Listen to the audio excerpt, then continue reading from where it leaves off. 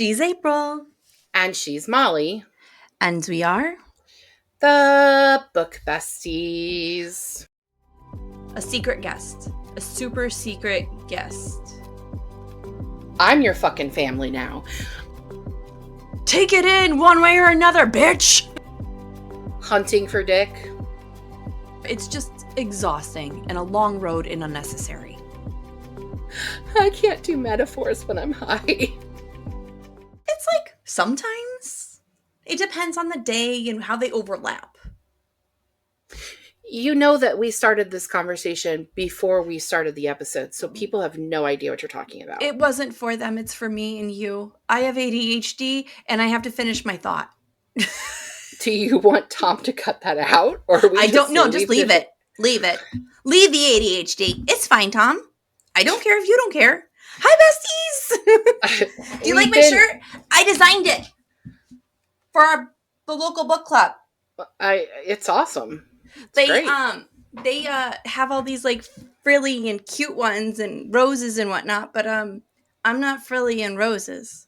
You needed a badass motherfucker? Yeah, and you know what? A lot of the girls in our book club also needed a badass motherfucker. Next, I want one with headphones that's doing an audiobook. That'd be really cute. That'd be really cute. That'd be really cute. Well, I'm ready to do this because Tuesdays are like, we're filming on a Tuesday. Happy Pod Day, guys! Yeah, this episode is coming out on a Tuesday. We're filming.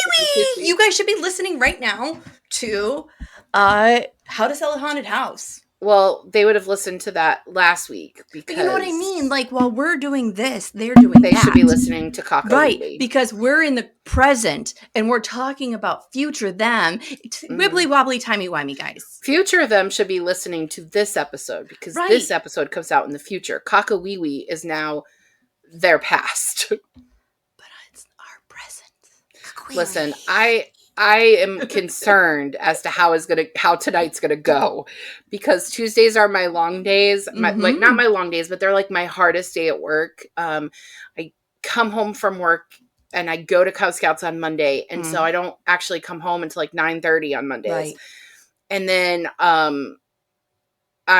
Tuesday is just a really busy day at the library. It's our busiest day. And so I'm sore and I'm tired and I just started my period. Literally went that was really nice of her to just come and join the party. Yeah. I literally went to the bathroom, went pee, and then came up to my recording studio immediately after. And when I went to the bathroom, I was like, well, that explains it. You want to hear the win in the Big's house? Liv has been fever-free for 48 hours. Well, that's good. I'm glad she's feeling better. My poor kid has mono and pneumonia. That's not fun. No, and she's like losing her mind about school. And the teacher's like, don't worry about it, heal. And she's like, but it's the end of the quarter, I'm gonna fail. And I'm like, you're not, baby. Listen, they won't. Let me just say, as an educator, the kids that are like Liv, that are like, I don't want to fail. What can I do to catch up? They're the kids that the teacher's going to be like, don't worry about it. I'll make sure your grade is cushy. Literally, and the kids that don't give a fuck, those are the kids that I'm like, psh, whatever. Literally, Livia has 100 in one of her classes because her teacher just keeps putting done, complete. It's not even like grades. It's just complete. Yeah, they can exempt them from the grades too, like the overall grade. Yeah, like her big thing right now is benchmarks that are here in the state. And like once the benchmark's done, the benchmark's done. And she's freaking out about not taking it. And I called like her counselor, and Miss Himes is like, she's exempt. She has a valid reason. I mean, she's legitimately sick. She's just not skipping school because she doesn't want to. No. She's literally getting out of breath climbing the stairs. Yeah, poor kid. I know. All right, so let's talk about this week's book. Yes, we are going to talk about the banned Bookshop of Maggie Banks. So this is our first post spooky books. And I got to be honest with you, this was not the one to come out. I was a little disappointed. I'm not going to lie. No. So would you like a synopsis? Please and thank you. Please Sure. and thank you. Maggie Banks has never truly found her life's passion. Cliche. She's bounced from job to job since graduating from UC Berkeley, and now she's living back with her parents. Cliche. When her best friend, Rochelle, enlists her help running Rochelle's bookstore while she's out on maternity leave, Maggie jumps at the opportunity to try something new. While Rochelle is a book lover, Maggie has never gotten the appeal, which means that she's awesome for this job. Perfect, mostly because her experience with reading has been exclusively to classics assigned in school. But in Bell River, home to the late author Edward Bell, she will discover there is much to enjoy about reading. Cobblestone Books is part of the Bell Society holdings run by Edward's grandson, Ralph.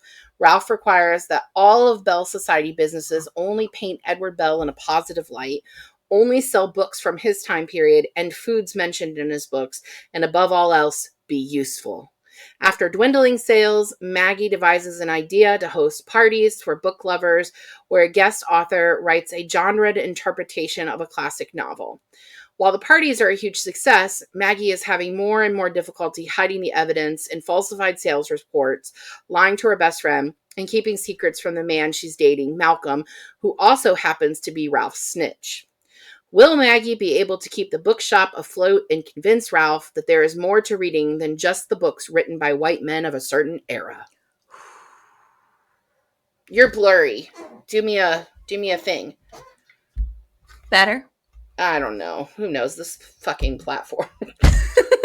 Who fucking knows? Let me tell you what. This book. Let me tell you what. I will say one thing. I have a new thing on my bucket list because of this book. I want to be invited as a writer to do one of those revamps. 100%. I will never get invited to participate in Miscast. I'll never get to be on Broadway stage, but I might get a chance to do something like that. Hunting for Dick. I loved that he went, we'll talk about it. All right. Maggie appears to be directionless. She hasn't been able to hold a job, a relationship, or a hobby. Do you find her likable as a character? Maggie's me, guy. No, she's not. I have never had a direction. I've never had a true calling. Not true. I've bounced around. I've been flighty. I'm the flighty friend. You're disagree? Not Maggie. You're not Maggie. No. Really? No, Molly. Because as much as you have ADHD and you talk about being flighty, you set goals for yourself and you accomplish them. You join the Coast Guard, and you might have joined the Coast Guard because you felt directionless at the time, but you saw it through. That's true. Finished. You were in the Coast Guard. You didn't just bail after boot camp. You finished. That's true. What, 2? You re-enlisted once at least? I did 2. I did 8. 8 years. So 9 years. Okay. Yeah. So you did 2 enlistments, and then while you were somebody who had started college and it didn't work out for you, you decided to go back to college because that was a life several goal for times. You did it, and you have a degree. Yeah, it took me over 10 years though. It doesn't matter. That's not directionless. Maggie is the kind of character. I would really like you to tell some of my family this. Listen, the thing is that someone like Maggie to me is not likable because it isn't that she's directionless. It isn't that she doesn't have any idea what she wants to do with her life. It's that she doesn't try to figure out what she wants to do with her life. She just it's just like the wind takes her. I'll do something else, whatever. All she wants to do is throw parties. I only want to work in an office if I can throw parties. Okay, obviously should have been a party planner from the beginning. That's the only career that falls under. Like, I don't understand why, like, I know a lot of people that are creatives like this that bounce from job to job, but they focus on their creativity, right? Their creativity is their true passion, and they bounce from job to job to afford to be able to be the creative that they are. She literally has no passion. None. And she obviously has to be intelligent because she went to Berkeley. That's not And it's a brush off. People at Berkeley talk about Berkeley, just like people from Harvard and Yale talk about Harvard and fucking Yale. Right. I went to Harvard. We fucking know. And they don't say UC Berkeley. They said Berkeley. Because it needs to be specified that it's not University of California, Berkeley. It's Berkeley. And, and I mean, all universities do this. Talk to anybody about the Ohio State. You can't say Ohio State. You have to say the Ohio State. You do. That's their fucking name. There's another Ohio University, so they have to be the Ohio State University. New York State has all the SUNY schools, right? And if you mix up SUNY Cortland with SUNY Binghamton or SUNY Cornell or any of them, they lose their shits. Look, it's ridiculous. All I'm saying is characters like her are not likable to me because people like her. I'm like, just find something to do with yourself. Oh, I find connection with people like this. You're not like that. I don't agree with you. I appreciate that. I don't have friends who are like aimless. That. There's a difference between having a break to find your passion and just not giving a fuck. And that's what Maggie... Yeah. She just the only thing she cared about was that her parents looked down on her. Yeah. But not enough to fucking fix it. Right. And, and she takes... This woman, she is very much... Everybody hates me. Like... And she straight lied to her best friend. And her best friend lets it go, and her best friend tells her, the reason we are getting all this support is because of you. Because you're so likable. You make an army. Bitch, she spent the whole book lying to you about your business. Well, and like... She falsified sales reports. People go to jail for shit like that. That's a federal crime. It's a federal crime. I don't know. Ready for the next one? Yes, please. Pretty quickly, we learn that Ralph has a tight hold on the Bell Society businesses. He single-handedly saved several local businesses by investing in them as a majority shareholder and then forces them to fall in line with his plans to make his grandfather, Edward Bell, the center of their business. What do you think of him as a foil to the other characters in the book? He's not fully developed. Does that make sense to you? It does, but I feel like he thinks he's fully developed. Right, but the character has not been written... Like oh, okay. The character has not been written out fully developed. Mm-hmm. You know what I mean? Like, we have... He's definitely a one note. He's stagnant. Yes, he's very stagnant, and like, the whole villain storyline, they're not leaning enough into the bad guy that owns the town thing enough, you know what I mean to say so? And they're not leaning enough away from it that you can see that he seesaws, because he does seesaw at the end. So it's like, there was not... I mean, he gives up his job pretty quickly for being the character that won in the stronghold and everything. Well, and like, if he didn't care this much about his great-grandfather, and he was just doing it for the money, why didn't he just fucking sell it off when he had the chance? Yeah. Also, we get a small glimpse of him having some like feelings where he says he didn't burn those letters because he just felt like he couldn't do that again. He couldn't contribute to that. That just feels like a lame excuse for someone that said, "Oh, you caught my hidden stash. I was gonna burn it, but I changed my mind." Right. It just, but if he was gonna do something about it, he should have released the information.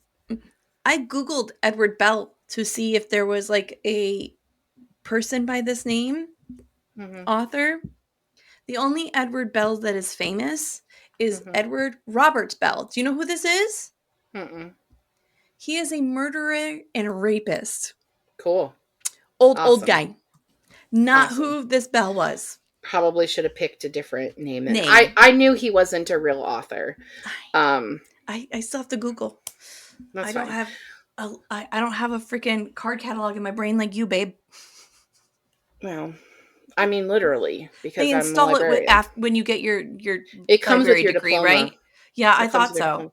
Now, they used to give you a physical card catalog implanted in you, but they don't do that anymore. Right. Now they add a chip that and downloads the information to your brain. They scan it every few years, right? Just to update right. We got to keep it updated. Right. Absolutely. That's what those library conferences aren't really conferences. Once a year, we got to get our brains updated. Updating the programming in the librarians. When we talk about professional development, it's just uploading new information to our microchips. That's what your kids' teachers are doing. Is they're just downloading grades from their brain into the computer while they're not. Yeah. It's possible that that's what my youngest son's teacher actually is doing. Her grades don't make no sense. Damn, Skippy. That's from my Sammy's teacher. Because he's my Sammy. He's your Sammy, but he's my Sammy too. It's fine. I'll allow it. I just want to circle back to me getting so upset with the first question. It's just because I love you so much, and I don't want you to think of yourself like that. Oh. Because you're not directionless, Molly. I've always been treated like that's who I am. I don't care if you've been treated like that. You're now 40, and I'm not going to allow that to be a part of your life anymore. Damn. That's the hardest therapy I've had in years. You're welcome. I'm going to cry about it later. It's fine. He's definitely going to clip that son of a bitch. Malcolm has lived in Bell River for half his life. He took a job working for Ralph right out of high school. Although Malcolm does not agree with the way Ralph runs the Bell Society, including diminishing the literary contributions of BIPOC authors, he continues to be Ralph's snitch. What do you think about Malcolm's character development? Trope. Let me tell you what. This boy... We've seen the doting grandson a million times. We have seen the reluctant hero who sticks around and hopes for change and blah, blah, blah. It's overdone. It's been overdone. And this character was not... He wasn't it. And also, I didn't figure out he was a person of color till 6 chapters in? Till we've already gotten to know him? I don't think so. I think they described him. I must have missed it. Because I didn't realize it till the conference. When she started talking about his hair. She talked about his hair earlier. Him having locks and stuff. I mean, that doesn't necessarily mean he's black. But right. To me, I could not... Did you see Love is Blind season 6? So not the current season, but the previous one. I'm super behind on Love is Blind. So for anybody out there who has seen Love is Blind season 6, I kept picturing Kenneth from season 6. That is the person who, in my opinion, is Malcolm. And that sort of wishy-washy, way of the relationship. Oh, yeah, I see that. I can see that. Yeah. That was him. I can see that. That was him. Yeah. Malcolm's whole excuse of he's playing the long game, that he's going to eventually convince Ralph to include more authors of color, women. That's not good. That's not how this works. He was in his comfort zone and he didn't want to leave his comfort zone. It was just easier to do the day-to-day and live with grandma and just go to work and do what he wants in his free time and not think about life and his big picture and the fact that he's toiling his whole life away in this tiny little fucking town that's dedicated to an old white man. And I don't believe... It's possible that I have a question about this later. I don't believe him and Maggie getting back together so quickly, that he's just negative, okay with it. Negative. And this book doesn't take place over a long enough period of time for him to be changed by her and decide that it's time to move to DC. I honestly don't even feel like they were in that serious of a relationship. I honestly, when they were, the only time I remember they were in a relationship is when the sex stuff came to be. They didn't act like a couple.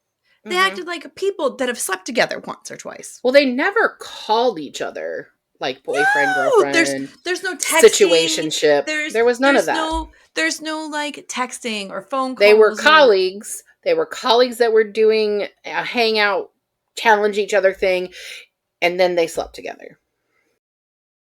No. All right. When Maggie loses the main source of revenue for Cobblestone Books, the Richard Bell books, and his writing table, she lies to her best friend Rochelle. These lies continue throughout the novel as she begins hosting the literary parties. What do you think about this friend dynamic? She lives with them. This is a small town. You're telling me no one leaked this information? And beyond that, I'm just going to chime in here and say, how are you marketing this with an online registration and yet no one has linked it back? You know fucking Ralph Bell or at least Malcolm has a Google alert for all the fucking Bell That's Society how they found out about businesses. that fucking Google review. You know what I mean? There's no way this tiny town hosts famous authors. Without the famous author posting about it on their Instagram, TikTok, Facebook, Twitter, X, whatever the fuck you want to call these social medias. It even on their website. I mean, it got sent out from one of their newsletters. You're telling me Malcolm is not subscribed to the newsletter of his favorite author? That's that one. That was a fucking plot hole. You know what really bothers me about this book? I want to give her that we can't just ring the bell for an hour long.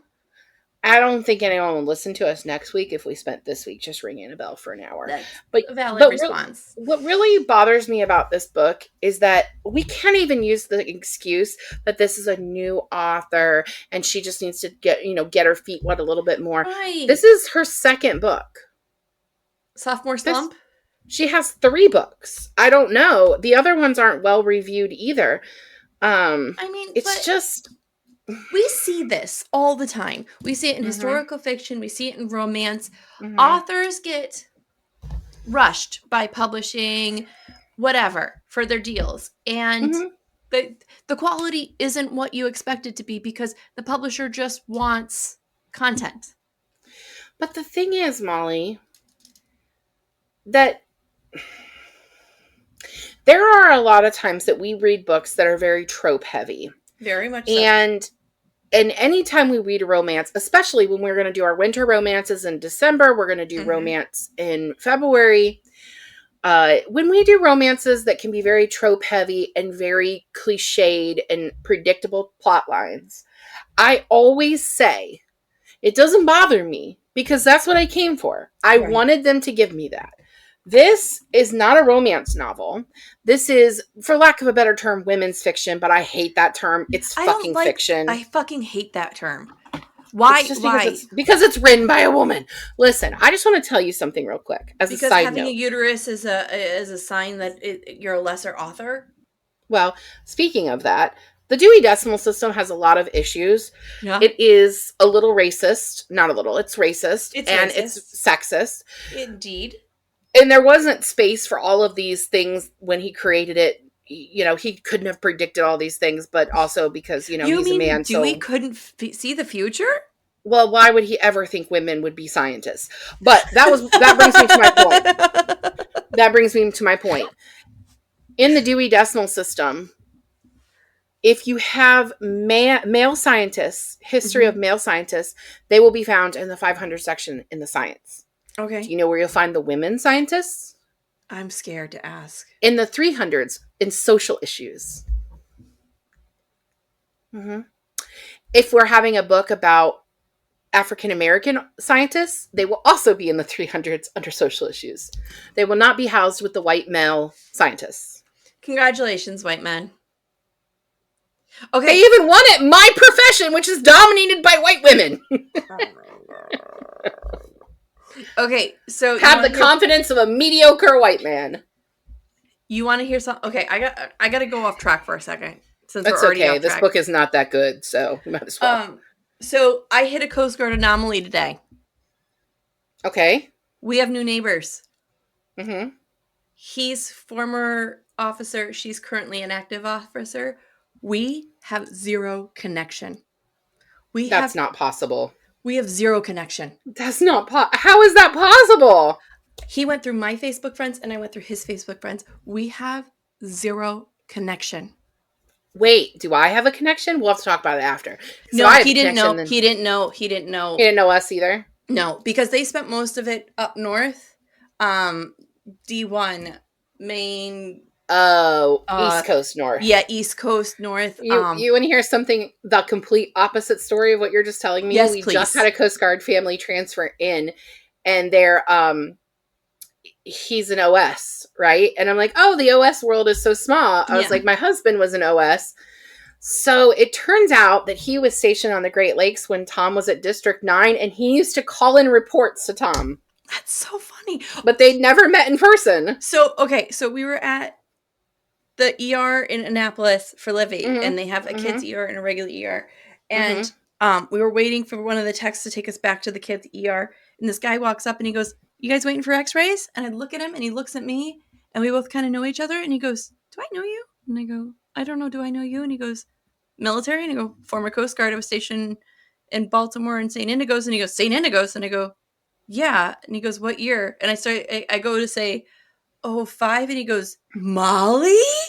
And I pull my mask down and he goes, "Holy shit, Johnson." Because you were still Johnson then. That's hilarious.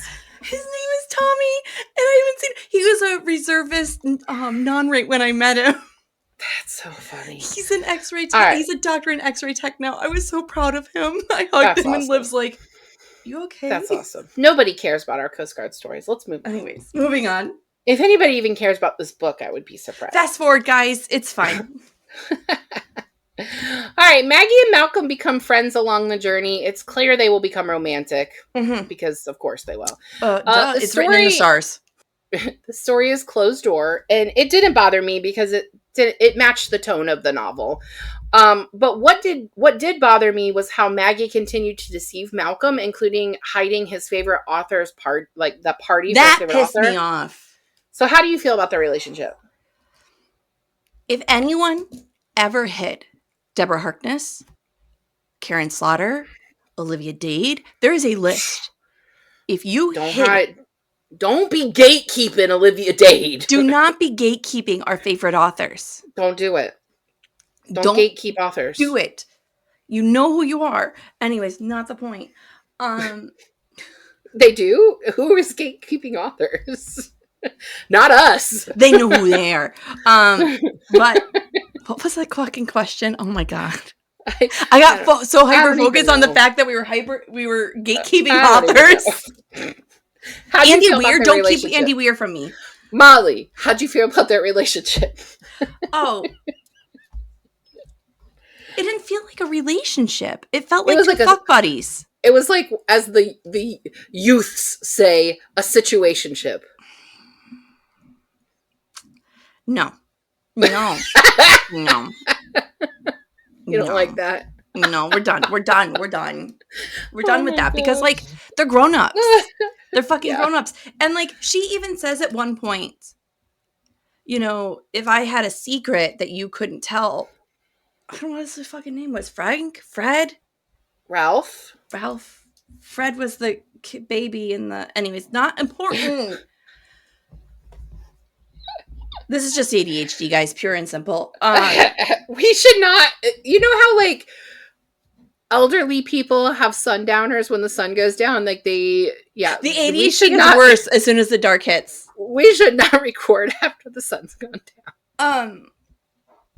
She asks him straight up. She goes, "If I was hiding something, should I not tell you?" And he goes, no, you shouldn't tell me, but I would maybe possibly keep a secret for you."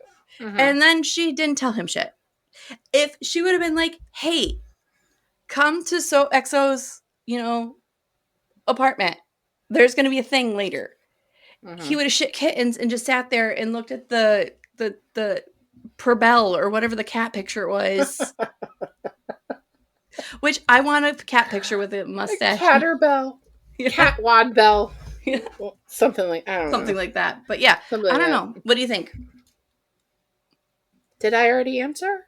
No, I answered first. Somebody's playing with a fucking spotlight outside. God damn it. Okay, we need to really finish this book. I don't believe how quickly they got back together. They reconciled so easily, like, oh, no big deal. They weren't even in a committed relationship. Because it's not a real and relationship. they're trying, but then the book ends with them like making plans to look at apartments together. They're not going to live together. At apartments for each other. But they're still picking them based on each other's location. It's dumb. Like, that's not how any of this works. It's not normal. As the story builds, we learn that Ralph might be hiding a huge and damning secret about Edward Bell. Were you surprised that Edward had an affair and plagiarized his most famous novel? No! And I mean no! If we look at history of white elder male writers, affairs are a kind of gotta do thing for them. Let's fucking talk about Shakespeare, for example. Let's talk about Shakespeare and Kit Marlowe. Those motherfuckers were stealing from each other constantly. They were constantly sleeping with random women. No, it is so common. Thoughts? I'm not surprised either. I like the way that you said no. That might be my favorite thing with the section. It's okay. But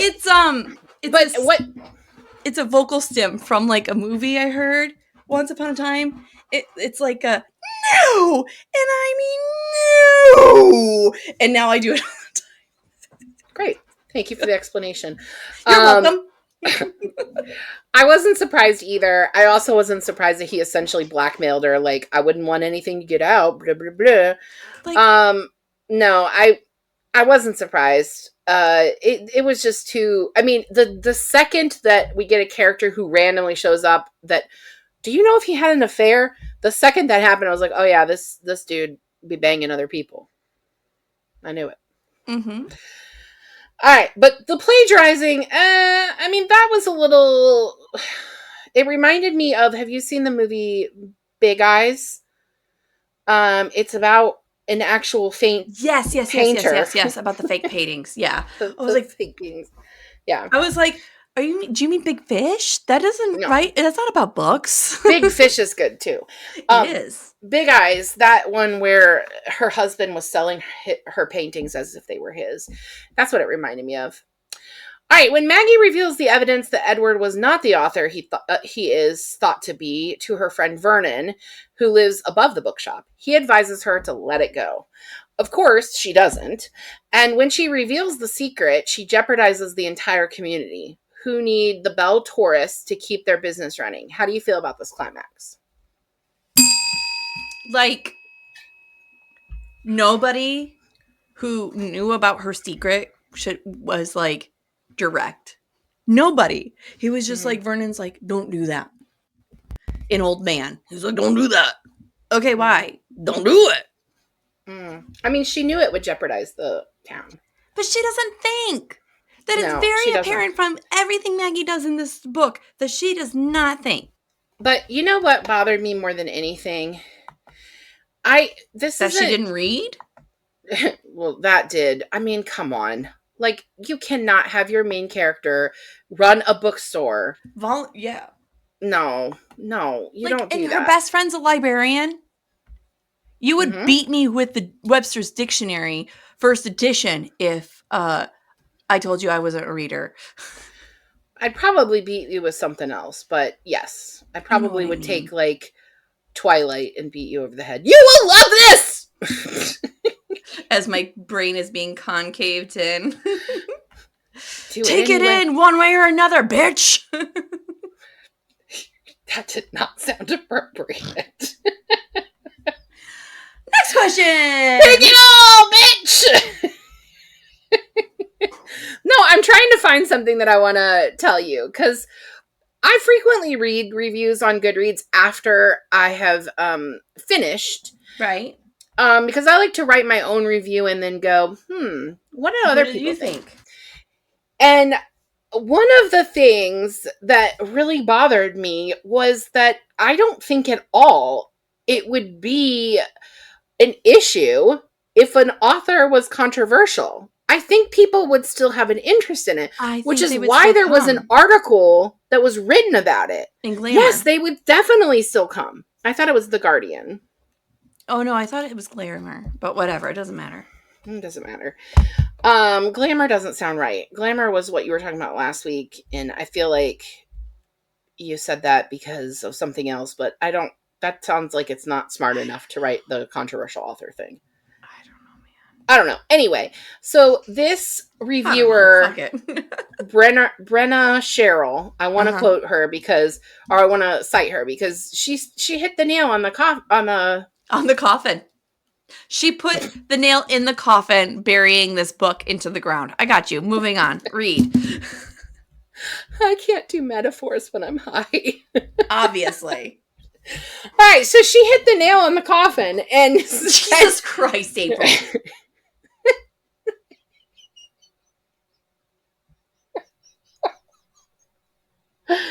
All right, she said, I don't know. Just read the damn review. Okay, I'm not gonna read it. I'm gonna just tell you what she said. Okay. The plagiarism, the potential of it being plagiarism would even also be interesting, but the affairs would definitely be intriguing. And she says, I'm going to read this. We are interested in all the parts of them, including the contradictory, gnarly, messy bits that they might not have revealed during their lives. As someone who's a little obsessed with Hemingway, I say this with some authority. And I just thought, like, okay, first of all, this person has to be like a lit major or something, because like if she's reading this and Hemingway, the words are wording, like it's good. But one of the things that bothered her was she didn't like books, and then also that it would be such a big deal that the author was controversial, because it wouldn't be. It wouldn't. Like, it wouldn't be. It would be press. You know how many people go to Shakespeare's birthplace every day? Every goddamn day. I've been there. It was awesome. I saw the bed that he could have potentially been born in. Cool. Mm-hmm. You've been a lot of places. Little stirrups up. I have. You okay? Next question? Sure. I forgot where we were. Oh, here we go. Unsurprisingly, Maggie saves the day, even though she kind of ruined it. And it is revealed that Vernon is the grandson of Edward Bell's mistress, Louise. Surprise, surprise. Louise is also the author of The First Dollar. Were you surprised by the plot twist? No. 100%. It's not saving the day. Called it from the day he was introduced. If it's not saving the day if you're fixing a problem of something that you created. If you broke it and then you fixed it, it's not saving the day. You're fixing your damage. If these are the consequences of your actions, and literally you're just apologizing. That's all that's going on here. Right. You're making an apology. Right. And Ralph and then she gets a fucking job out of it. She gets a fucking job out of it. And it turns out, after all this, it's her true passion. Tourism. Oh my gosh. She found it. Yeah, I don't get it. I knew that Vernon would turn out to be Edward Bell's mistress's grandson. It's the tension between him and the man that owns the town. Like, what I actually thought, and I don't know why I made this assumption, but I kept everything we've done for your family. You know nothing about what you've done for my family. I don't know why I kept thinking this, but the whole time I was reading this, I kept picturing Vernon as black, or I thought he was mixed biracial. Race. Yeah, biracial. Sorry, that was he? Sorry, biracial. From what I'm understanding, he is biracial. Okay, so that's what I was picturing. So the affair isn't just an affair; it's an affair between a woman of color, and a man that was white. But I don't think that's it, because Edward Bell had a wife, and that wife was Vernon's grandma's cousin. I don't think he was, unless his biological father. I need to see the family tree, Maggie. Anyway, I thought that we are worried too much about this book. We're worrying way too much about this book. Okay, look, this is what's happening. We are trying to fill the plot holes. Taking shovels and we're gonna fill tap it in. That's what we're doing. You know what people do with but I kept picturing that they put trees in them. And they bury it. What? How do you put a tree in the middle of the road? Oh, see, people in Houston were getting pissed of all these potholes. So one neighborhood, this guy was buying mini trees and putting the mini trees and filling the potholes with soil in the trees. With all that motherfucking effort and money, he could have just filled them himself. It was the point. It was the point. I have It was the no. point. What is the word? I don't tolerate that, but I don't feel well about that. I'm just going to quote James. I don't feel well about that. I mean, I don't feel well about it either, James, but it's still hilarious. But I thought Vernon was biracial, and I thought so too. That was going to be an additional twist. But I don't know why I came up with that. But it's not. Doesn't seem to be the case. It was the impression I was given based off this book. Yes, because Maggie is biracial. And that is the impression they're giving throughout this novel, that everybody is somehow a POC.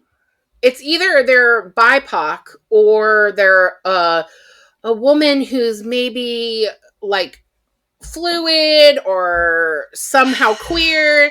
The only people that were bad... Trope.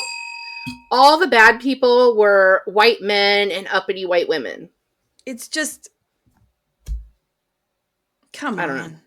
Like the chick they throw in the bookstore to help her. Yeah, white woman. Yeah, exactly. All right. Kind of a primary theme of this book is that calling something a classic book doesn't necessarily make it the best. There is a lot of talk about how canonical authors tend to be white men. I wanted to talk about this for a minute because looking back at our episodes list, and I went through all of our previous episodes lists. In 7 seasons, we have only had 9 episodes that featured BIPOC authors, and only one of those BIPOC authors was male. So it was almost all white women. And I don't even know if you can really say 9 because 2 of them were Nikki. And so how do you feel about this being a central theme in this novel? And like, how do those stats of our own reading habits feel? Look, I'm not going to explain away our behaviors because we just go what we see, and I'm not going to like make excuses for us. We could be better for sure. But we're going based off the market. What is advertised to us, what we see in stores, what we're seeing online, what we're seeing on library shelves, what we're seeing when we're perusing social media. It is not that we are actively avoiding them. It is we are not getting access. Yeah. Does that make sense? It does. And that's actually a part of what I love about being a librarian, and particularly a children's librarian. And honestly, I think about this more in children's books than I do in adult books. And that's on me for doing that. But disproportionately, picture books feature more characters that are not human than they do humans. Like, there are more books about trucks than there are, like, black boys. I don't doubt that. But, I bet there's more train books than anything else. Look at the autism kid rate. So there's a huge disproportionate thing in picture books. But the picture books that do feature actual human characters, the majority of those are white boys. And the industry is getting better about releasing books that feature authors or characters of color and characters with disabilities, and, you know, girls that like dinosaurs, not just princesses, or maybe they like both. But most of the time, what I'm seeing, unless that book is written by a BIPOC author, the character that is the other character is always on the side. Like, I ordered a picture book a year ago for my previous library, and I was really excited because it's about a school, and I mean, it was very diverse. I mean, there was a girl that was using a wheelchair, and I was just like, cool. Wow, this is going to be great. It's going to be so inclusive. No, the main character was a white boy, and it was through his lens. He wasn't learning to get along with kids or any of that. Here's the frustrating thing about those kind of things. I'm going to speak for me as a white woman writer. I don't always feel it is my place to tell BIPOC stories. Right. We had a great conversation about that with Nikki. Yes. Nikki Payne was talking about how and she's an anthropologist, so I feel like she would really enjoy this discussion that we're having right now. But we miss you, Nikki. Come on anytime. Yeah, her Instagram just said she was working on 6 books and thinking about releasing 2 coming up. So yeah, I know, she can shut up. We got to get her on. But so she's shut up about all this writing she's doing. Rude ass. One of the things that she's told us was that even though she was writing a bit about a Black woman, that Black woman has a different experience of life. Hers. Especially because of, where were they? Maine? Yeah, she went to Maine. Nikki does the research. This is why she's such a great author. She immerses herself. But that's the anthropologist in her. But she said even then she felt weird about telling that story because that's not her story. So one of the things I want to do, I want to be more conscientious when we're picking books in the future, that we are being more inclusive. Because there is a whole rainbow of people. Yeah, I mean, we love Nikki, but she's not the only Black author. But, you know, she did talk about BIPOC authors last year. It was a big thing on her social media. So I like to be a little bit more conscientious about it. Same. Also, I do feel like we need some more male authors in general. Try, man. I know. If it's not Andy Weir, we don't like it. I mean, I brought us Anthony Mara.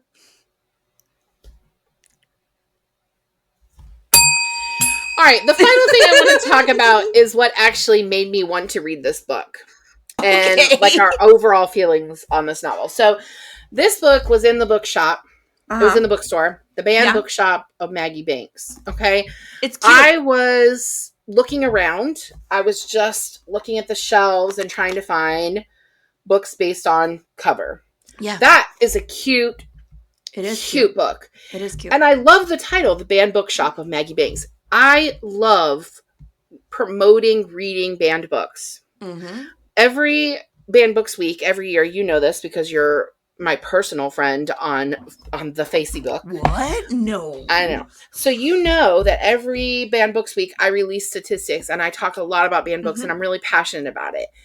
I thought this was going to be a story of somebody who was selling banned books. That's what I thought. I thought this was like a bookstore built to sell books that were no. No. You need to watch your titling, ma'am.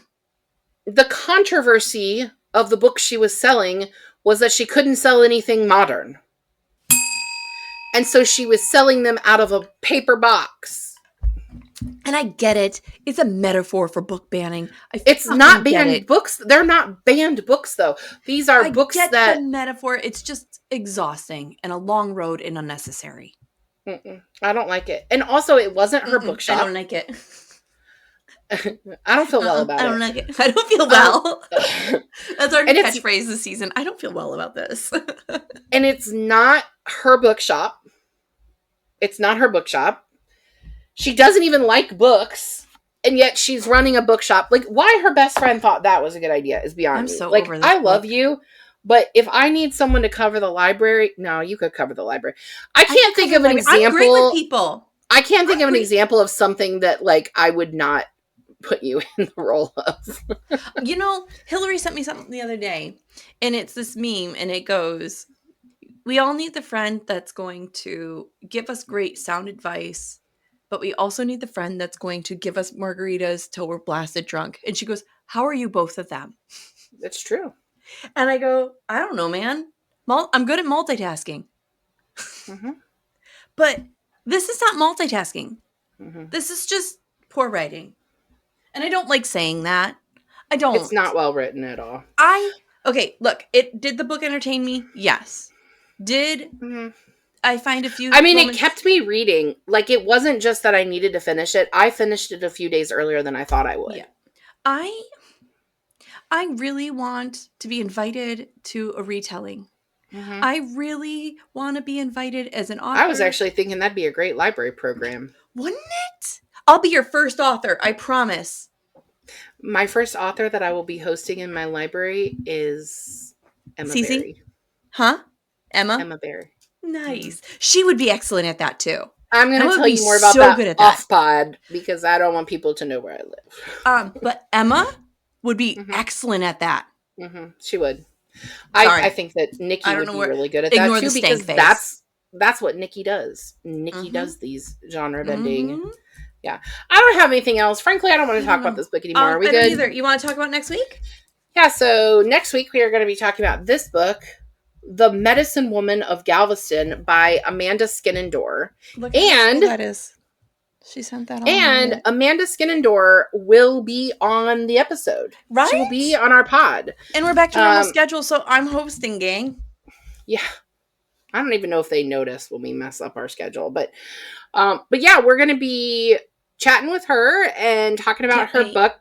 And this is not her first book. This is her newest book, The Medicine Woman of Galveston. She has several books. She's a historical fiction writer. And yeah, we'll talk to her next week. And I mean, we still have 2 more authors, an author duo. I don't know why I did it like that. It's like flicking you off in British. It's turn 2. We have an author. Turn 2. Move your ass. Get your shit done. We're going to have a writing duo in December, and potentially a secret guest. I have to email her this weekend. A secret guest. We could potentially have another guest. I'm sending an email to this weekend, and I hope it can come. All right, I'm done. You good? Me too. All right, we'll see you guys next week. Bye, guys. Bye. Thank you for joining us on Book Besties. Don't forget to like and subscribe. The views discussed here are those of April and Molly, not those of anyone else. Today's book was The Banned Bookshop of Maggie Banks by Shauna Robinson. Your Book Besties are Molly Biggs and April Watkins, editing by Thomas Watkins, and music is Sleep Sweetly by Prigida. Don't forget to follow the Book Besties on Facebook, Instagram, TikTok, and YouTube. If you'd like to contact the Book Besties, please email us at bookbestiespod@gmail.com or visit our website, bookbestiespodcast.com. Until next time, besties, get lost in your favorite book.